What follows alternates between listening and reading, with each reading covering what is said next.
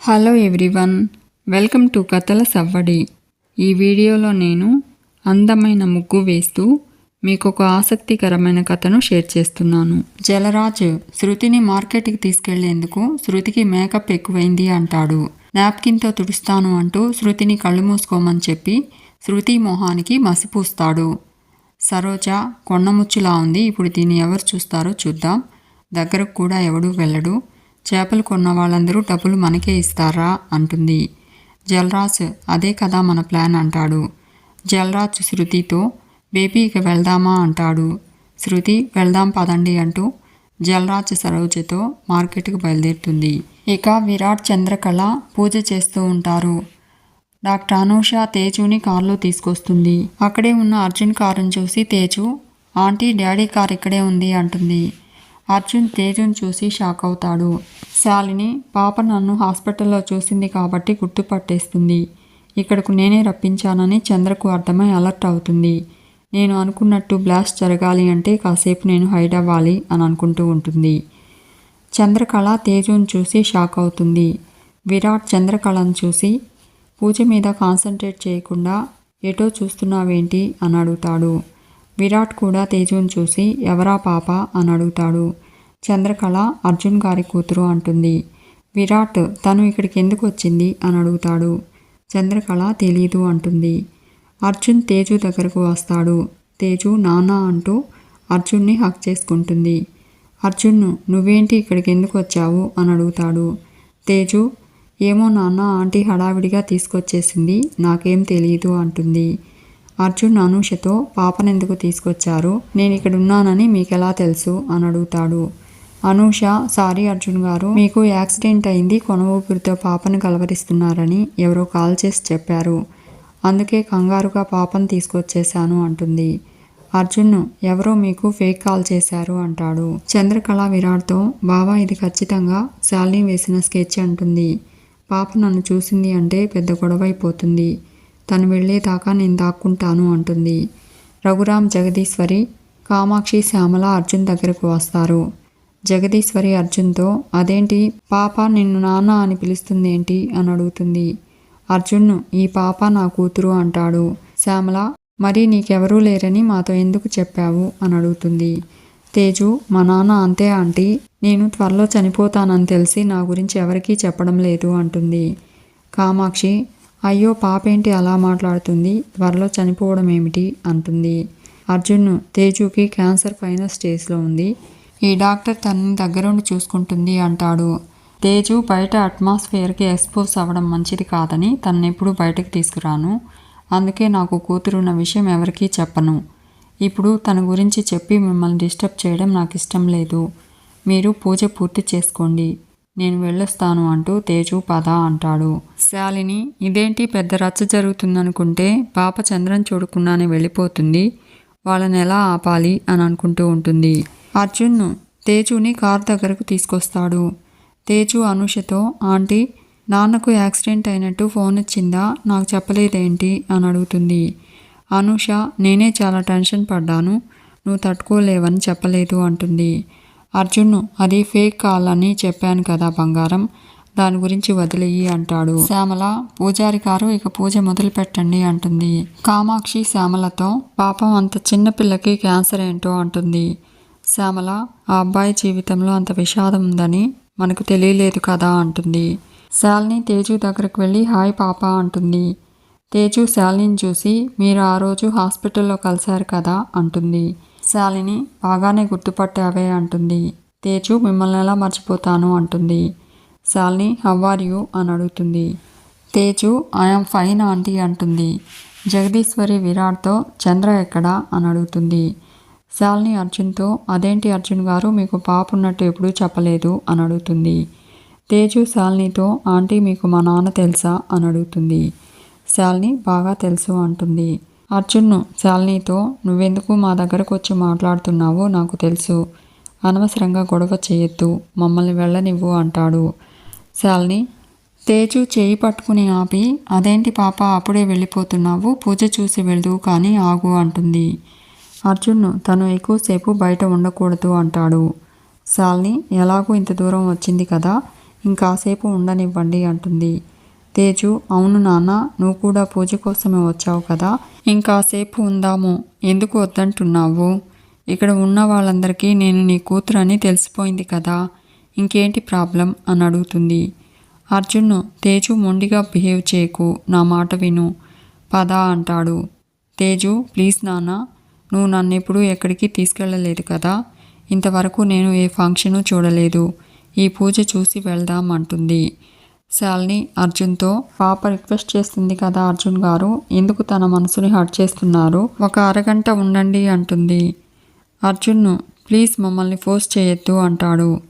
రఘురాము అర్జున్ దగ్గరకు వస్తాడు. ఏమైంది అని శాలిని అడిగి అర్జున్తో, పూజ జరుగుతున్న చోట పాజిటివ్ ఎనర్జీ ఉంటుంది, ఆ మంత్రాలు చెవిన పడితే పాపలో కూడా పాజిటివ్ ఎనర్జీ పెరుగుతుంది, అది తనకు మంచిదే, మీరు పూజ పూర్తయ్యే వరకు ఉంటున్నారు అంతే అంటాడు. తేజు రఘురామ్ దగ్గరికి వెళ్ళి థ్యాంక్స్ తాతయ్య అంటూ హక్ చేసుకుంటుంది. రఘురామ్ తేజుని తీసుకుని పూజ దగ్గరకు వస్తాడు. చంద్ర ఎక్కడా అని విరాట్ని అడుగుతుంది శ్యామల. విరాట్, ఏదో ఫోన్ వస్తే మాట్లాడాలని పక్కకు వెళ్ళింది అత్తయ్య అంటాడు. శ్యామల, పూజలో ఉన్నంతసేపైనా ఆ ఫోన్ని కాస్త పక్కన పెట్టమని చెప్పు అంటుంది. అర్జున్ తేజులను చూసి, అన్నయ్య ఏంటి వీళ్ళని మళ్ళీ తీసుకొస్తున్నాడు అంటుంది. ఏంటో ఇతని మంచోడు చెడ్డోడు అర్థం కావడం లేదు, అసలు కూతురున్న విషయం మన దగ్గర దాచాల్సిన అవసరం ఏంటి అతనికి అని అడుగుతుంది. శ్యామల, దాచినా దాచకపోయినా దానివల్ల మనకు కలిగే నష్టమేముంది, కాబట్టి ఆ విషయం ఇక్కడితో వదిలేద్దామంటుంది. కామాక్షి నిజమే అంటుంది. పంతులు గారు, పూజ ఎవరు చేస్తారో వాళ్ళని పిలుచుకురండి అంటాడు. కామాక్షి, నేను పిలుచుకొస్తాను అంటూ వెళ్ళిపోతూ ఉంటే విరాట్, పర్లేదులే అత్తయ్య, తనే వస్తుంది అంటాడు. చంద్రకళ దేవుడికి దండం పెట్టుకుని పూజ దగ్గరకు వస్తుంది. తేజు చంద్రకళను చూసి అర్జున్తో, నాన్న అమ్మ ఇక్కడే ఉంది చూడు అంటూ అమ్మ అని పిలుస్తూ చంద్రకళ దగ్గరకు వెళ్ళి చంద్రకళను హక్ చేసుకుంటుంది. శాలిని నవ్వుకుంటూ ఉంటుంది. జగదీశ్వరి, అదేంటి అర్జున్, మీ పాప చంద్రని అమ్మ అంటుంది, చంద్ర కూడా తన తల్లిలాగే రియాక్ట్ అవుతుంది అని అడుగుతుంది. అర్జున్, కాస్త ఓపికగా ఉండండి, అంతా మీకు క్లియర్ అవుతుంది అంటాడు. తేజు, అమ్మ నువ్వేంటి ఇక్కడ ఉన్నావు, ఆఫీస్లో కదా ఉండాలి, ఆఫీస్కి వెళ్ళలేదా, అలాంటప్పుడు ఇంటికి రాకుండా ఇక్కడేం చేస్తున్నావు అని అడుగుతుంది. చంద్రకళ, నేను ఆఫీస్ పని మీదే ఇక్కడికి వచ్చాను తేజు అంటుంది. కామాక్షి, ఆఫీస్ పని ఉంటుందేంటి అని అడుగుతుంది. శాలిని, అయిపోయావు చంద్ర, అడ్డంగా దొరికిపోయావు అనుకుంటుంది. అర్జున్ తేజుని తీసుకెళ్ళబోతూ ఉంటే శాలిని తేజు దగ్గరకు వెళ్ళి, పాప మీ అమ్మ కూడా ఇక్కడే ఉందా అని అడుగుతుంది. తేజు, అవునా ఆంటీ, ఆ రోజు హాస్పిటల్లో మీకు పరిచయం చేస్తానన్నాను, కానీ మీరే వెళ్ళిపోయారు అంటుంది. చంద్రకళతో, అమ్మ నేను హాస్పిటల్లో తప్పిపోతే నన్ను మీ దగ్గరికి తీసుకొచ్చింది ఈవిడే అంటుంది. చంద్రకళ, అవునా అంటూ, ఆ రోజే మీకు థ్యాంక్స్ చెప్పాలనుకున్నాను, కుదరలేదు అంటుంది. శ్యామల, అదేంటి శాలిని గుర్తుపట్టనట్టు మాట్లాడుతుంది, అసలు ఏం చేస్తుంది చంద్ర అనుకుంటుంది. చంద్రకళ, నువ్వెందుకు ఇక్కడికి వచ్చావు తేజు అని అడుగుతుంది. తేజు, నాన్నకు యాక్సిడెంట్ అయిందని ఎవరో డాక్టర్ ఆంటీకి కాల్ చేశారంట, ఆంటీ హడావిడిగా నన్ను ఇక్కడికి తీసుకొచ్చేసింది అంటూ, నేను ఇక్కడ కలుస్తానని అస్సలు ఎక్స్పెక్ట్ చేయలేదమ్మా అంటుంది. అర్జున్తో, అమ్మ ఇక్కడున్న విషయం నాకు చెప్పలేదేంటి, నువ్వు అమ్మని చూడలేదా అని అడుగుతుంది. చంద్రకళతో, అమ్మ నేను నిన్ను చూడకుండా వెళ్ళిపోయేదాన్ని, ఈ ఆంటీయే పూజ అయ్యేదాకా ఉండమని నాన్నని రిక్వెస్ట్ చేసింది అంటుంది. శాలినితో, థ్యాంక్స్ ఆంటీ, మీ వల్లే నేను మా అమ్మని కలిశాను, నాకెంత హ్యాపీగా ఉందో అంటుంది. జగదీశ్వరి, ఏంటి ఇదంతా, నాకేమీ అర్థం కావడం లేదు అంటుంది. శ్యామల, నీ పెద్ద కోడలు ఏదో పెద్ద మోసమే చేస్తుంది వదినా అంటుంది. కామాక్షి, ఇంకా ఎందుకు ఊరుకోవడం, చుట్టుపట్టుకుని నిలదీద్దాం అంటూ చంద్రకళ దగ్గరకు వెళ్ళబోతూ ఉంటే అర్జున్, ఆగండి ప్లీజ్ అంటాడు. ఒక నిమిషం నా మాట వినండి, మీకు చంద్రగారి మీద అనుమానం రావడం, కోపం రావడం తప్పులేదు, కానీ ఆవిడని ఇప్పుడు నిలదీయడం కరెక్ట్ కాదు, ప్లీజ్ మీరు ఆవేశపడి చంద్రగారిని తిట్టకండి, కొన్ని నిజాలు తెలిస్తే పాప ప్రాణాలకే ప్రమాదం అంటాడు. చంద్రకళ తేజుకి విరాట్ని చూపెట్టి, తేజు ఆ అంకులే మా బాస్ అంటుంది. తేజు అవునా అంటూ, బాస్ అంకుల్ చాలా బాగున్నారమ్మా అంటుంది.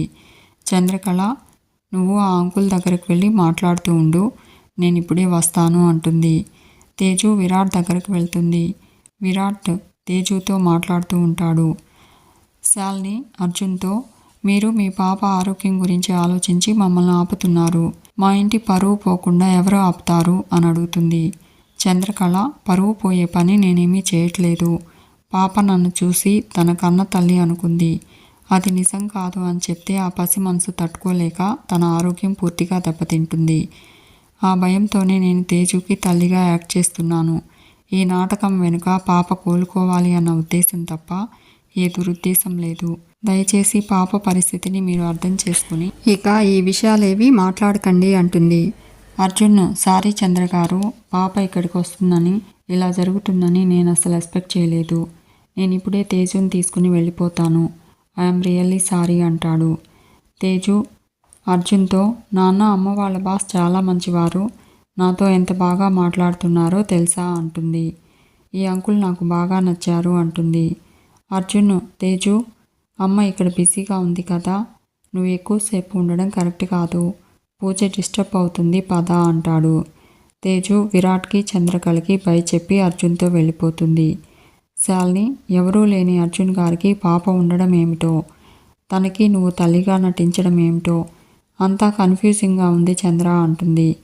గెస్ట్లందరూ తల్లిగా నటించడం అంటే పగలు రాత్రి వాళ్ళ ఇంట్లోనే ఉంటుందా ఏంటి అని అనుకుంటూ ఉంటారు.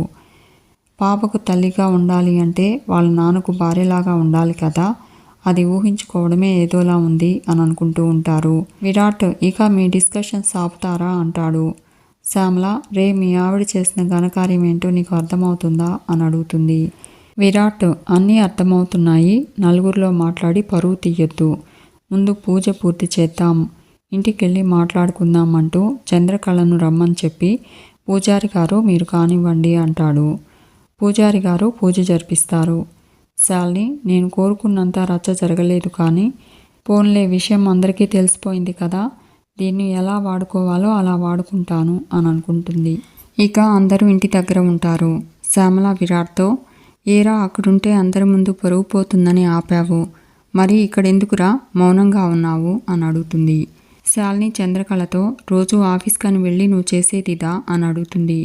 కామాక్షి, పరాయి మగవాడి బిడ్డకి తల్లిగా ఉండడం అంటే అతనికి భార్య అయినట్టే కదా అంటుంది. విరాట్ అత్తయ్య అంటూ అరుస్తాడు. శ్యామల, తప్పు చేసింది నీ భార్య అంటుంది. విరాట్, చంద్ర ఏ తప్పు చేయలేదు అంటాడు. కామాక్షి, చిన్న విషయానికి చంద్ర మీద అరిచే విరాట్ ఇలా తనకి సపోర్ట్ చేస్తున్నాడేంటి అంటుంది. విరాట్, సపోర్ట్ చేస్తున్నాను, చేస్తాను, చేస్తూనే ఉంటాను అంటాడు. శాలిని, ఇలా నువ్వు ఓపెన్ అవ్వాలనే ఇంత రచ్చ చేస్తున్నాను బావగారు అనుకుంటూ, అంటే ఇన్ని రోజులు చంద్ర మీద కోపం ఉన్నట్టు నటించారా బావగారు అని అడుగుతుంది. క్రాంతి విరాట్ని చూస్తూ ఉంటాడు. మీకు ఈ వీడియో నచ్చితే లైక్ చేయండి, షేర్ చేయండి, తప్పకుండా సబ్స్క్రైబ్ చేసుకోండి.